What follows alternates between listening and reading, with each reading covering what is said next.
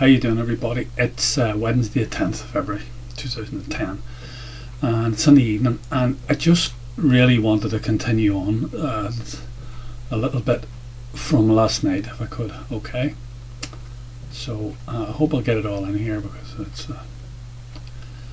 anyway, I'll start this. I'm not too sure where this is going, so I'll just start it. Okay, and I haven't quite worked out the economics of this, but I would say outside of people's homes, the biggest thing that they spend money on is our cars and the fuel to run the cars on.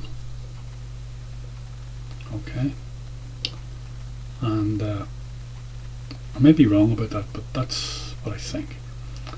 And one of the things that I was just thinking about this over the last few days, I think I'm missing the plot or something, or maybe my cynicism has just taken hold of me and I'm running amok. But I was thinking about the technology, basically the car technology and the internal combustion engine, and basically what that is, it's 19th century technology carried forward into the 21st century. And I pose a simple question: why? How is it we've not come up with,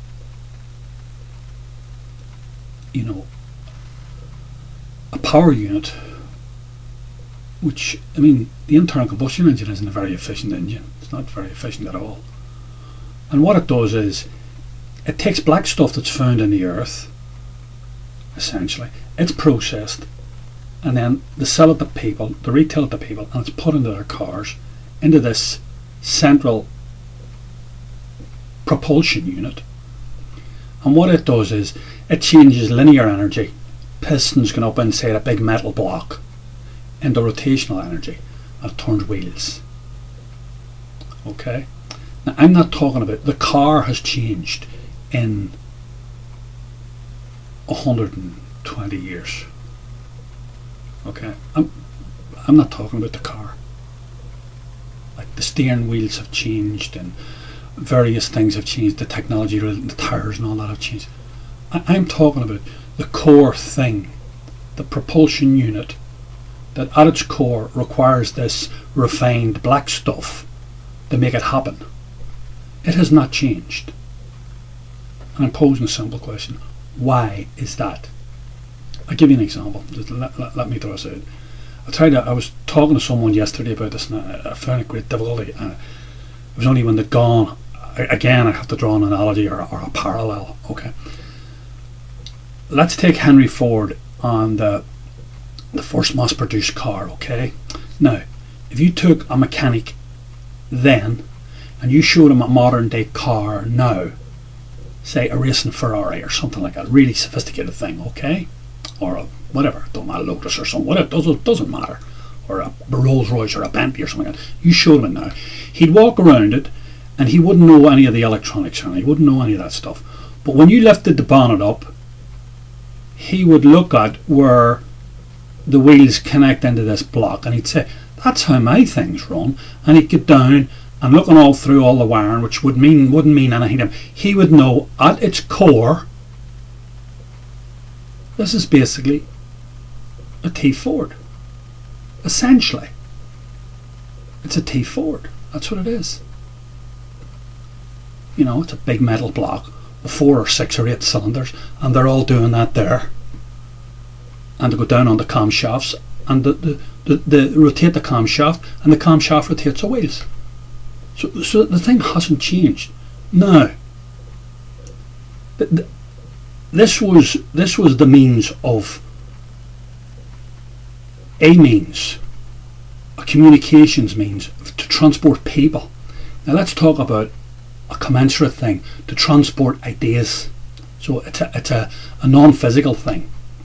It is a physical thing, but it's at a different level. Okay, Marconi, same sort of time as Henry Ford, same sort of time frame as Henry Ford. Okay, big valves, about 3 foot, 2 foot. Okay, then you go down within 20 years the valves that size, and then you do a massive jump forward, and you go into transistors stroke semiconductors. And then you do the jump into the late 20th, early 21st century, which we have today as silicon chips. So if I give you an electronics engineer, let's say a guy from the beginning of the 20th century, and I showed him the Marconi radio, the things that I grew up with them big radios, big valves, this sort of size and whatever, okay, in our homes. And if I brought him forward and showed him a chip out of a modern day computer or out of a telecommunications system, he wouldn't know what the hell it was. He could look at it for a month of Sundays, he wouldn't know what the hell it was. Because of different technology.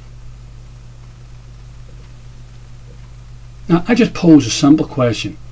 Why is it that one technology has advanced in quantum leaps gone forward, but this other technology hasn't?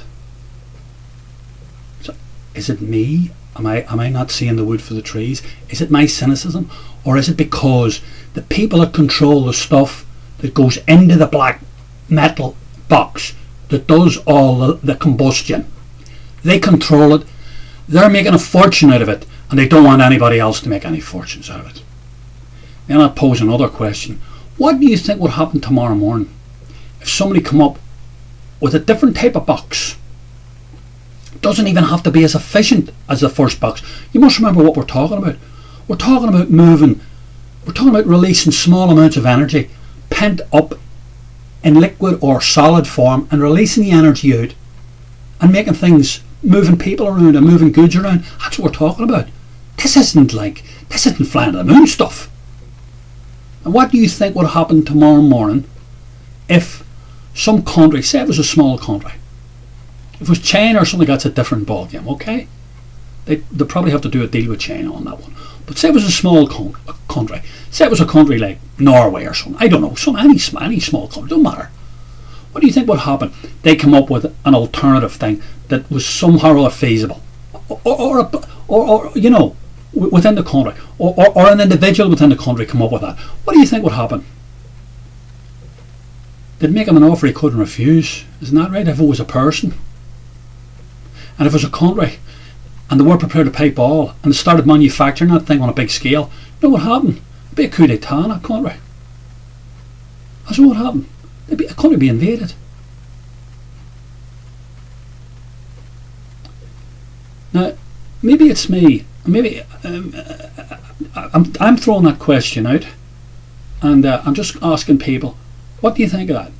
Is there any other technology that's from the 19th century that we still have intact today, where we pay that amount of money into the technology and it has not essentially changed? At its core, it has not changed one iota,